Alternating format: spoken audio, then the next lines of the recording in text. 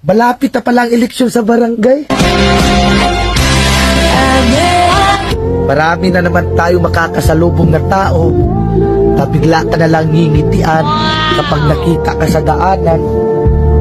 Yung suplado at hindi mo malapitan yung may problema ka. Tapos ngayon, sila na yung unang maglalambing sa'yo at babatiin ka. Wow! Plastic ang ugali. Oh no! Tatakbo ka ulit ng pagkakapitan at konsehal ng barangay nyo. Wow! Tapos wala naman kayong magandang nagawang proyekto sa barangay nyo. Mahiya naman kayo. Tapos magtatanong kayo kung ilang buntante sa isang bahay. Pero nung panahon ng pandemic at ayuda, isang ayuda lang sa isang bahay. Tapos kung mamalasin ka pa, wala ka pang makukuha na ayuda kapag kalaban mo pa ang tagalista.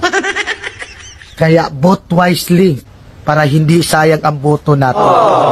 Tandaan nyo, sa ating boto, nakasalalay ang panalo ng isang kandidato. Wow! Kung may magtatangka sa'yo magbigay ng pera, sabihin mo, minimum 1,000. Aba, sa mahal na bilihin ngayon at bigas, hindi kasya yung 300.